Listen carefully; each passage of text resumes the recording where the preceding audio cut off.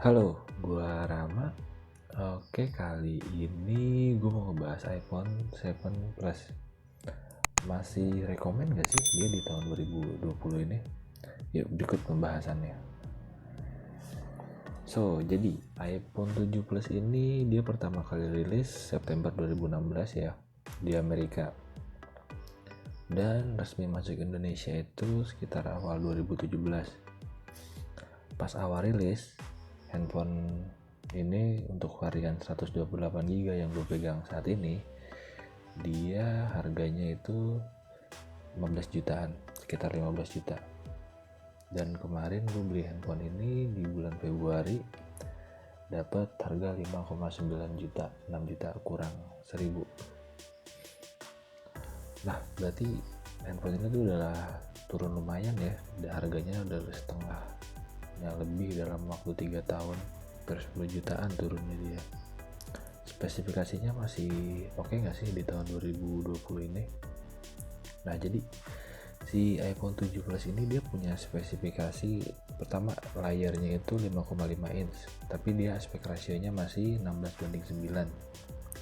Untuk prosesornya sendiri dia pakai Apple A10 Fusion dengan pabrikasi yang masih 16 nanometer, ditambah dengan RAM yang sebesar 3 GB dan baterai 2900 mAh. Dan ada dua kamera di bagian belakangnya dengan resolusi masing-masing 12 megapiksel.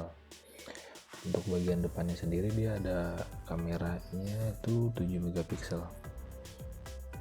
Nah, nggak ada yang wah sih untuk spesifikasinya si iPhone 7 Plus ini di tahun 2020. Apalagi kalau dilihat dari RAM-nya cuma 3 GB ya kan. Bahkan Android sekarang yang 2 jutaan aja udah dapat RAM 4 GB. Tapi perlu digarisbawahi, ini iPhone bukan Android, jadi spesifikasi bukan segalanya, karena di iPhone ini aplikasinya tuh optimal banget. Setelah sekitar sebulan 2 bulanan ini dipakai sih masih oke banget ya. Untuk sosmed, scroll sosmed, pindah-pindah aplikasi gitu sih masih oke lah. Untuk sehari-hari masih lancar banget. Dan bahkan untuk main game yang kekinian kayak Mobile Legends, PUBG Mobile, dan COD Mobile, ini masih sanggup ya si iPhone 7 ini untuk nampilin grafis yang lumayan enak untuk kita mainin. Padahal si iPhone 7 ini kan dia rilis tahun 2016 ya, sedangkan waktu itu PUBG Mobile sama CODM mungkin belum ada kan, tapi dia masih tetap bisa ngejalanin dua game ini dengan cukup baik. Jadi iPhone tuh lifetime-nya lebih panjang gue bilang daripada Android, karena dia untuk kurun waktu sampai 5 tahunan tuh masih sangat layak untuk dipakai. Nah, yang perlu dipertimbangin dari si iPhone 7 Plus ini, itu ada satu hal yang lumayan ngeganggu sih buat gue, yaitu baterainya 2900 mAh, prosesornya masih 16 nanometer. Ya, ini handphone agak boros kalau untuk main game ya, cepat banget turunnya kalau untuk main game. Kalau untuk sosmed sih mungkin masih cukup seharian lah, ngecas pagi malam habis, tapi kalau untuk main game lumayan deres turunnya. Dan dulu tuh iPhone ini tuh ngebawa banyak banget inovasi ya pas pertama kali dia rilis, dan sampai sekarang mungkin dia ini inovasinya di banyak yang ngikutin HP-HP lain. Seperti kayak iPhone 7 Plus ini dia handphone pertama yang gak ada headphone jack. Dia juga iPhone pertama yang punya sertifikat IP67, yang bikin ini jadi iPhone pertama yang tahan air. Dan juga iPhone pertama punya kamera 2, dan dia juga punya home button tapi nggak bisa dipencet, tapi bisa ngasih feel seperti dipencet.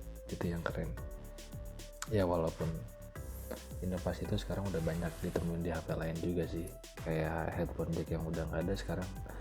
Beberapa brand lain kayak Android juga udah mulai ngilangin headphone jack di handphone mereka dan mulai beralih ke TWS. Untuk sekarang tuh udah mulai zamannya TWS. Untuk kamera juga bahkan sekarang udah bukan 2 lagi, udah ada yang 4 sampai bahkan 5 kamera. Dan untuk tombol home-nya juga sampai sekarang tuh udah nggak pakai tombol-tombolan lagi, malah di layar depannya. Nah mungkin ini yang jadi pertimbangan juga nih, masih rekomen gak sih buat beli iPhone 7 di 2020? Setelah gue pakai sih ya ini masih rekomen banget ya, walaupun bagian depannya kelihatan agak jadul ya, tapi ini bisa jadi pembeda lah. Jadi HP kalian tuh nggak mainstream, nggak kayak kebanyakan HP sekarang. Karena HP sekarang itu ya bagian depannya hampir semua brand juga mirip-mirip ya, nggak bisa, susah ngebedainnya. Untuk materialnya juga ini kokoh banget ya, keren sih materialnya, ini bagus banget, kerasa kokoh banget sih. Bodinya ini kerasa mahal, kerasa premium. Terus kelebihannya si iPhone ini juga aksesorisnya banyak banget. Kalian kalau cari aksesoris iPhone tuh mungkin bingung sendiri karena saking banyaknya ya. Dan yang paling penting sih, handphone ini kemungkinan untuk setahun 2 tahun ke depan masih dapat support dari Apple ya, jadi masih oke. Mungkin untuk kalian yang nggak terlalu mentingin update software, untuk 5 tahun ke depan juga handphone ini sepertinya masih enak untuk dipakai sehari-hari sih. Jadi kesimpulannya buat di 2020 handphone ini masih recommended banget. Jika kalian beli, kalian bisa beli di iBox atau di online store manapun, bisa dapat harga lebih murah. Oke, gue rasa segitu dulu untuk pembahasan kali ini. Terima kasih.